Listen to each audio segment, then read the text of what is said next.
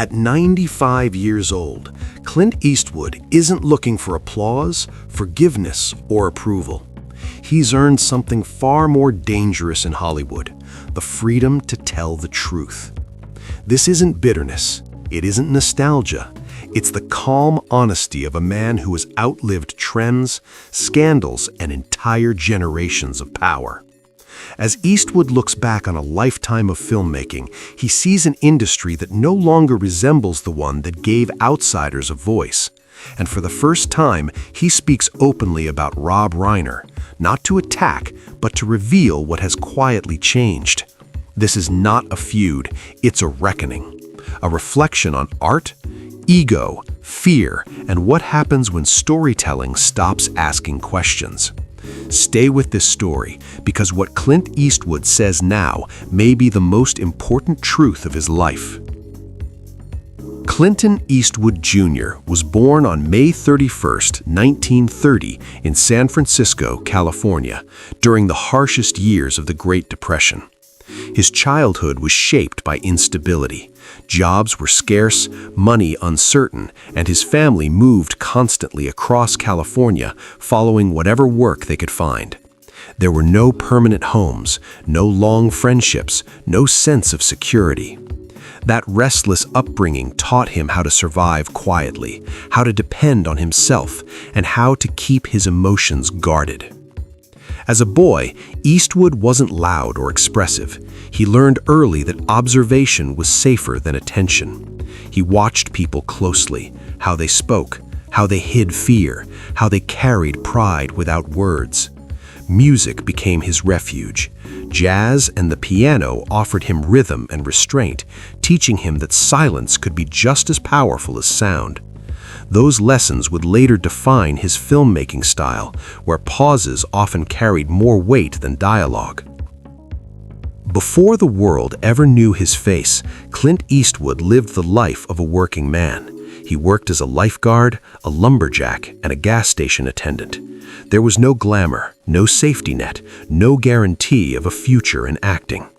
These jobs grounded him in the realities of ordinary people, men and women who worked hard, endured quietly, and moved forward without applause. That respect for everyday resilience would remain at the core of his characters for decades. After serving in the U.S. Army, Eastwood drifted toward Hollywood with more curiosity than confidence. His early acting career was defined by rejection. In the mid-1950s, Universal Pictures signed him, then quickly dismissed him. Studio executives criticized his appearance, his voice, and his perceived lack of charisma. He was told he didn't fit the mold, that he wasn't leading man material, that he could be replaced. Rejection didn't break him, it sharpened him. Instead of quitting, Eastwood studied acting, accepted small roles, and waited. Years passed with little recognition. Then, in 1959, opportunity finally arrived when he was cast as Rowdy Yates on the television series Rawhide. The show ran for 8 seasons, giving him financial stability and national exposure. Yet creatively, he felt confined. The role paid the bills, but it didn't challenge his soul. He wanted depth, he wanted risk, he wanted to grow. That growth came through a gamble that shocked Hollywood, leaving American television to work in Italy. In the mid-1960s, Eastwood accepted a modestly paid role in Sergio Leone's westerns, A Fistful of Dollars, For a Few Dollars More, and The Good, the Bad, and the Ugly. These films didn't just revive the Western genre, they transformed it. His man with no name barely spoke, yet dominated the screen through stillness, tension, and moral ambiguity. Through silence and restraint, Clint Eastwood redefined masculinity on screen. He wasn't flashy, he wasn't talkative, his power came from presence. Those films made him an international star and forever altered cinema's visual language. More importantly, they gave him control over his career, his choices, and his creative independence. When he returned to Hollywood in the late 1960s and early 1970s, Eastwood became one of the industry's most bankable stars. Films like Dirty Harry turned him into a cultural lightning rod.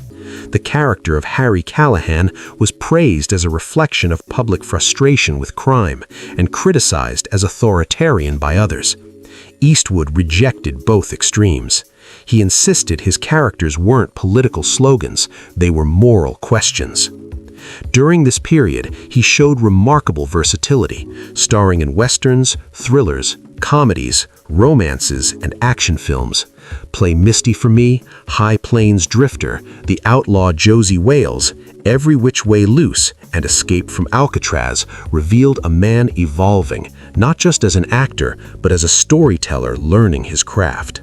Behind the camera, Clint Eastwood developed a directing style defined by discipline and trust. He favored minimal takes, natural lighting, and emotional restraint. He trusted actors to find the moment. He trusted silence to speak.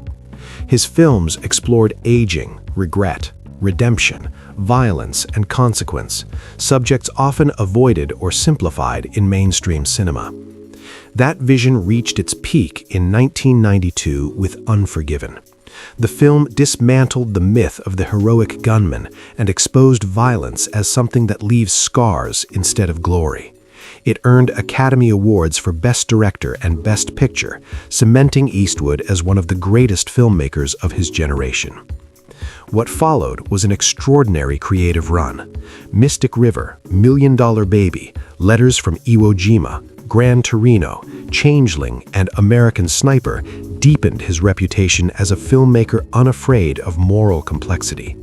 These films didn't lecture audiences. They trusted viewers to think, feel, and wrestle with uncomfortable truths. The world honored his impact.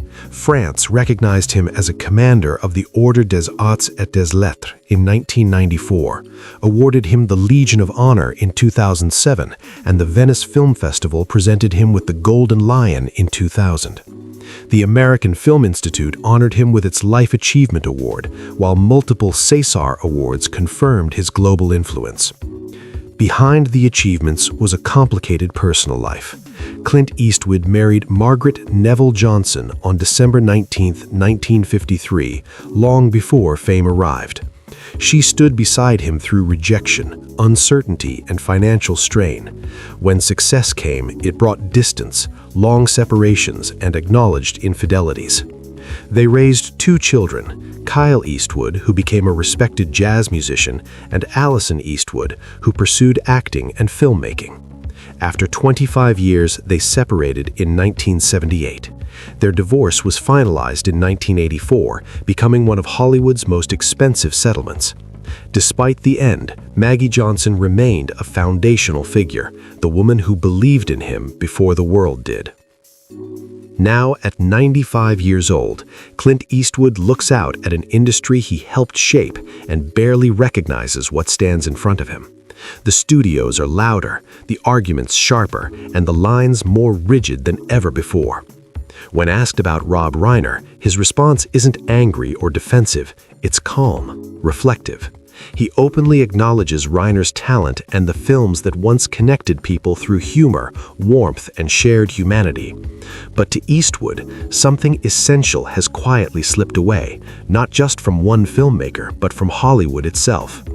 In Eastwood's eyes, modern cinema has traded curiosity for certainty. Where stories once asked difficult questions, they now rush to deliver conclusions. Where characters once lived in moral gray areas, they're now boxed into approved narratives. Storytelling, he believes, has become lecturing. Disagreement is no longer a starting point for conversation, it's treated as a moral failure. And to Eastwood, Rob Reiner has come to represent a culture more focused on winning arguments than exploring human contradiction. Quote, "I never believed my job was to tell people what to think. My job was to show people who they are." End quote. That belief shaped every stage of his career, from westerns to war films to quiet character studies. He trusted audiences to wrestle with meaning on their own, without being guided toward a single approved answer. What troubles him most is the pressure placed on younger filmmakers. He sees fear everywhere. Fear of saying the wrong thing, fear of being misunderstood, fear of stepping outside accepted boundaries. To Eastwood, fear is the enemy of honest art. It narrows vision, it kills risk, and it replaces truth with safety.